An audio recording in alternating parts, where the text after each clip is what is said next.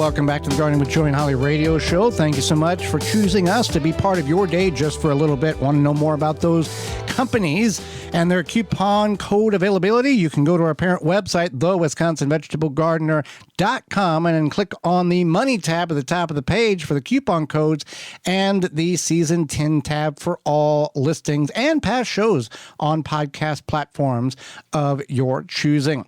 Well, farmers markets, Holly, is a place in which local produce can be purchased, and as an experience, if you've not gone to a farmer's market, is unique in itself. A recent survey has shown that in the last year, 80% of Americans have at least visited one farmer's market.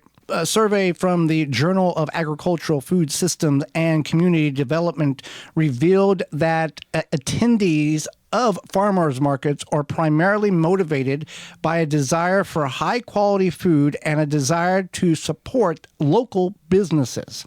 That is why most people choose to go. Right. And for people who are in that 20% who did not visit or maybe not have visited a farmer's market ever, there is, we have these predetermined thoughts in our head. Oh, a farmer's market's just a bunch of tables with vegetables, and I grow vegetables, so there's no need for me to go. Right. And I mean, that's fair, but there's more than just vegetables at farmers markets. But I want to we can talk about that in a minute, but I wanted to talk about the benefits of farmers markets. Right. And one of the major benefits is it boosts the local economy. And so that means that that money, instead of maybe you go to a big box store, well, that's going to pay the people who work there. Farmers markets means that whoever the farmer is or the vendor, it's going back to them, and then they're going to then obviously return that investment probably locally. Mm-hmm. And so it's good because it helps keep it local. Trickle down. There you go. And it supports small farms, which is nice, and improves the community health by providing fresh, nutritious, seasonal food direct to consumers. And it allows for social connections. Even if you're not you go to the farmer's market, run into your neighbor or somebody you are still socializing away because you're talking to the local farmer. Right. There are people that look forward to going to the farmer's market on Tuesday afternoon, Sunday morning, Saturday morning. They're every day of the week in some areas, and you can check availability by doing a search of local farmers markets near you. In our particular area, there's over a dozen in our area. There are people that look forward to that, like if you like golf or you like camping or you like hunting and you just can't wait to get on the links or on the tennis court. There are people that have that kind of desire to go and anticipate is it Saturday morning yet so I can go to the farmer's market. Right. And it also, I think it makes you, it is proven that 3/4 of people who go to farmers markets eat healthier, but also it can make you a better cook or chef or whatever you want to call it. In your kitchen, or maybe find a wider variety of foods, because you might go to the farmer's market and be like, maybe you've never seen fennel, right? And you're like, what the heck is this? And then you get interested in it and you're like, oh, I can make this, and this. Well, we got the technology of, that's fennel. What is fennel? Oh, look at all that. Yeah. Or you can talk to the farmer. Right. Yeah. But is there some psychological, deeper rooted thing than that? Like, okay, I've bought leaf lettuce from the farmer. I can't let that go to waste because I talked to the farmer that grew that, and I would feel bad. If you just buy it at the big box store, it goes bad, chuck it in the trash, whatever. There's not a connection there. And the lettuce you buy from the farmer is probably going to taste better. Well, yeah, but there's that connection. Right. You're talking, you're buying from the person that actually put that seed in the ground, harvested it, brought it to you, and said, "Here, this is something for you and your family to eat." Yeah, I can see that. I can see that as a connection to, or a likeliness to have less waste. And it's not, if it's organic, which most of these are to some degree, you can ask some of them. There's two different realms of organic vegetables at a farmer's market. One is a farmer who does everything he or she can to not utilize chemicals on their property, but it's not certified organic, and they can't label it certified organic because there is a tremendous amount of paperwork and government agencies that have to come, and the farmer has to prove to them over the course of a duration of time or years that this is organic. I'm not using anything. I'm following the rules that the government agency has set forth. Some of these smaller farms cannot afford to do that. So they can say, hey, I grow this organically, but I cannot label it certified organic because it is too expensive for me to do such. That's a really good point. So let's talk about maybe some farmers market tips. Well, what else besides vegetables can one get at the farmer's market? There's all sorts of things you can get. A lot of times they'll sell plant seedlings, especially Early on in the year. Yeah. Early on in the year. That's something to definitely note. Most of them will have a way for you if you are on EBT, whatever. They'll have a low way income. Low income. Yeah. They'll have a way for you to take those dollars and utilize them at the farmer's market. Now, just is it true? Am I making this up, or does some farmers markets, for every dollar of EBT, you can double that at the farmer's market? For some, yes. Okay, all right. Yeah. So there's that, and then so aside from buying plants and vegetables, you can buy anything from. And there's fruit too. A lot of times, you can buy honey, meat, flour, grains. Bread, meat. Sometimes even like hot food, like there might be somebody there selling homemade burritos or something. I've seen churros at farmers markets being sold. So it really, if people don't know what that is, it's like a Mexican dessert, like a cinnamon doughy dessert, made right there on the spot. Yeah, and they're best fresh. Like you want those fresh. You don't want some old ones sitting around. And you can get quite the quantity for low price at a farmer's market. If you're trying to do canning, you can get, we've bought grocery bags full, the paper ones, of tomatoes in order to get the quantity we needed because we were having a bad year that year. I've gone and went to a farmer's market, and you can get barbecue there as well.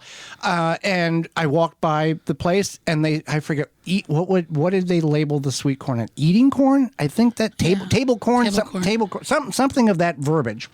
And I walked up, and because I do this for a living, I've never heard of table corn or eating corn.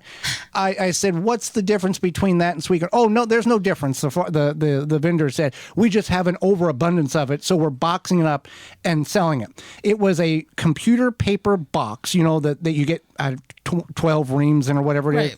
27 ears for $8. We ate through as much as we could. And I think we ended up, a lot of corn. Yeah. But I forget, you can do the math. It was like 28 years for $8. Yeah. And quite the quantity. If you're going to can, that would be the way to go. Yeah. Because you cannot grow 27 ears for $8 for all the energy input, the fertilizer, the seeds, the maintenance, the watering, all. You can't do that. In the backyard. That's true. That's very true. So and you, that's another thing. You learn things like table corn. That's a thing. But you don't know what you're going to find at the farmer's market. And then if the farmers have something that you want in bulk, for example, like I bought a bunch of sorghum flour from a farmer. Sorghum flour. Sorghum's a grain, kind of similar to wheat, but there's no gluten in it. And I wanted to buy, I think, like 5 pounds. They were just selling 1 pound bags, and they were like, "Yeah, we can bring you a 5 pound bag next time." Did you go, or didn't you go to their farm and pick it up, or did they bring it specially for you the next week? I think I went the next week. Okay. Yeah. But there was one time I went to somebody's farm to pick up a quantity of. I forget what it was. I think it was beef. Okay. Yeah. And this stuff, if it's at 8 o'clock on a Saturday morning or 4 o'clock on a Tuesday afternoon, it was probably picked on that Tuesday. It was picked that morning. Right. Maybe it was picked at the very last light on that Friday night, so it was in the truck or in the van ready to go that Saturday morning. Now, there's farmers markets at every day of the week, at every time imaginable. It's not just Saturday or Sunday morning from 6 to 10 or 8 to 1. No, they have them. They have them usually pretty much like you said every day of the week, and then some of them go into the evenings, or sometimes you can find what's called night markets. Those tend to be once a month where they go a little bit later into the evening. And then there'll be like a farmer's market situation, sometimes like entertainment, and sometimes food trucks. So there's lots of different options. And then in some areas, there are ways popping up or is becoming a thing, farmer market to go.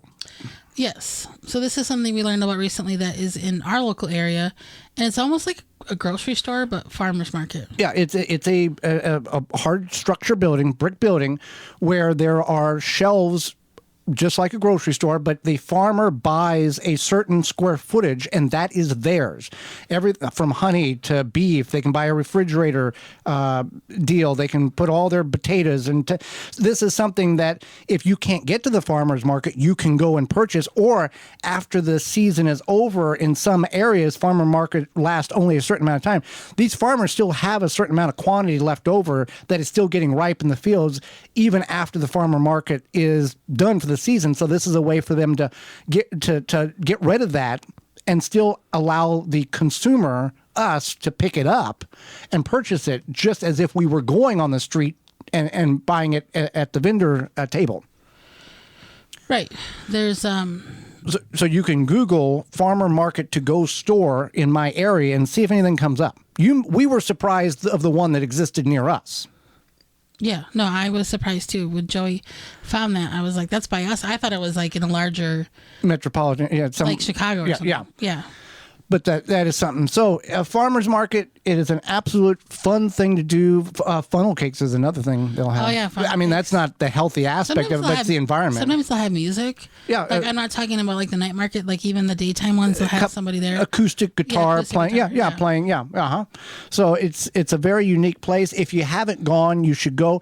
And if you go, if you take $20 and you go to your big box grocery store and try to buy what you're going to buy at the farmer's market, your $20 is basically going to double at the farmer's market than it would at the big box store. Absolutely. The quantity, the weight, you're going to get, you can buy eggplants the size of little babies' heads. It's very true. It's very true. There's no conformity. It has to look a certain way. And if it doesn't look that, we chuck it in the trash because the consumer won't buy it. When it's at a farmer's market, it is every shape, size. If it is edible and safe, they will present it to the consumer for purchase. Correct. Well, farmers markets is an American thing. There's farmers markets in other portions of the country. But do you want to purchase and support an American-made product from an American company? You can do that. Scrusher has the boot and shoe cleaner that you need. It's the original multi-use, long-lasting boot scrubber. It's a shoe brush station that is built with weather-resistant steel frame and black UV powder coated finish for year-round outdoor use. You can put it by any door of your home, barn, garage, shed, whatever, and you can also attach it if you need to. Keep outside. And it has an outdoor boot cleaner design. Just a couple swipes with your boot and gets all the dirt and grime off. They have a deluxe model. So this is a heavy duty weather resistant boot scraper brush for cleaning mud, slush, snow, even better than their original model. It's a great tool to help keep the mud and grossness inside. You can find out more. Keep it outside, not inside. Yeah. I meant outside. We have a coupon code for you. We have a coupon code, and the coupon code is No More Dirt 5, and you can save 5% off free shipping at checkout at scrusher.com. That's SCRUSHER.com.